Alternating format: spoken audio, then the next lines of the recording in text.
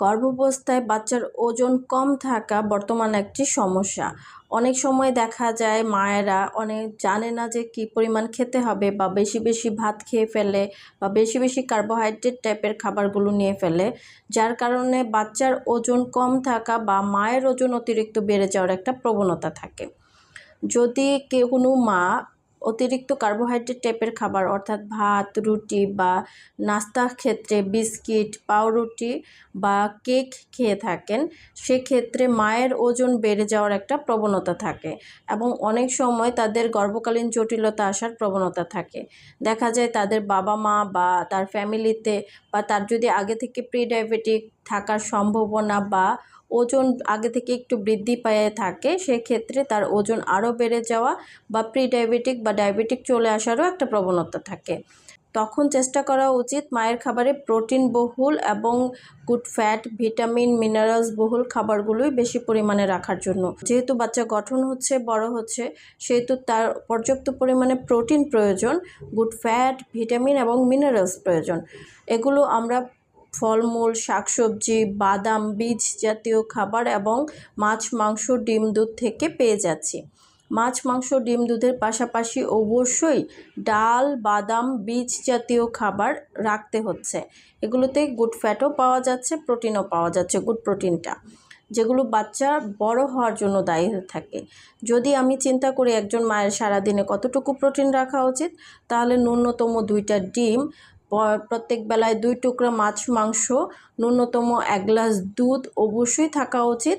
পাশাপাশি প্রতি বেলায় ডাল বা বীজ টাইপের খাবারগুলো রাখা উচিত 1 কাপ করে, এবং ওনাকে বাদাম বা বীজ জাতীয় অন্যান্য ড্রাই ফ্রুটগুলোও দেওয়া উচিত, এবং সেজন্য প্রোটিনবহুল নাস্তাটা করে সেটাও নিশ্চিত করা উচিত। এবং শাকসবজি, ফলমূলও খাবারে রাখা উচিত, ন্যূনতম 2টা ফল খাবারে রাখা উচিত। সকালের দিকে হালকা মিষ্টি ফল এবং বিকালের দিকে দেশীয় টক ফল হলে ভালো হয় বেশি। সন্ধ্যার পরে টক ফলগুলো না খাওয়াই ভালো, এতে গ্যাস ফর্ম হওয়ার প্রবণতা থাকে। যেহেতু এই সময় মিনারেলসের মধ্যে আয়রন, ক্যালসিয়ামের চাহিদা অনেক বাড়ে, সেহেতু আয়রনের জন্য অ্যানিম্যাল আয়রন, প্লান্ট আয়রন অর্থাৎ মাছ বা শিং মাছ, মাগুর মাছ অথবা সামুদ্রিক মাছ, এগুলো থেকে ভালো আয়রন পাবেন, সেগুলো রাখতে পারছেন। গরু বা খাসির কলিজা রাখতে পারছেন, মাংস রাখতে পারছেন, অথবা কবুতরের মাংস রাখতে পারছেন, এগুলো থেকে ভালো আয়রন পাচ্ছেন। ড্রাই ফ্রুট যেমন খেজুর বা বীজ টাইপের যে খাবারগুলো, বিশেষ করে খেজুর, কিশমিশ, এগুলো থেকে ভালো আয়রন পাচ্ছেন।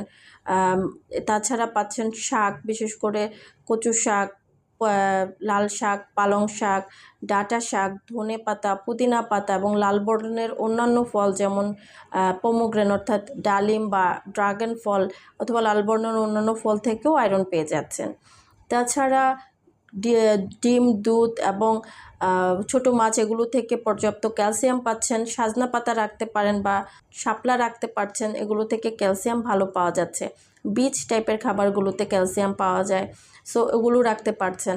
ওমেগা 3 ফ্যাটি অ্যাসিড এই সময় জরুরি। তো ওমেগা 3 ফ্যাটি অ্যাসিড যেহেতু বাচ্চার ব্রেন ডেভেলপমেন্টেও কাজ করে, তো ওমেগা 3 ফ্যাটি অ্যাসিডের জন্য অবশ্যই আপনারা তৈলাক্ত মাছ, বিশেষ করে সামুদ্রিক মাছ বা বীজ যেমন চিয়া বীজ হতে পারে, ডিম হতে পারে, এগুলো মেনুতে রাখতে পারেন। এগুলো আপনার বাচ্চার ব্রেন ডেভেলপমেন্টেও সাহায্য করবে। কার্বোহাইড্রেট টাইপের খাবার অর্থাৎ ভাত, রুটি যতটুকু মায়ের জন্য লাগে বেলায় বেলায় ততটুকু রাখলেই চলে। অতিরিক্ত কার্বোহাইড্রেট খাওয়ার কোনো প্রয়োজন নেই বা অতিরিক্ত মিষ্টি খাওয়ারও কোনো প্রয়োজন নেই।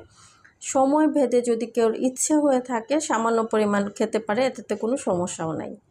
প্রয়োজনে একজন ডায়েটিশিয়ানের কাছে গিয়ে বা পুষ্টিবিদের কাছে গিয়ে একটা কনসালটেশন নিয়ে নিতে পারেন।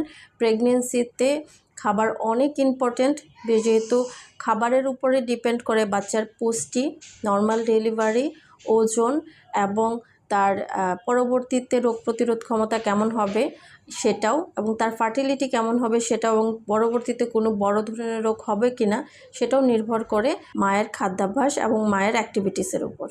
তাছাড়া বাচ্চার ওজন বৃদ্ধির ক্ষেত্রে ঘুম অনেক ইম্পর্ট্যান্ট। রাতের ঘুম রাতে ক্লিয়ার করাটা জরুরি।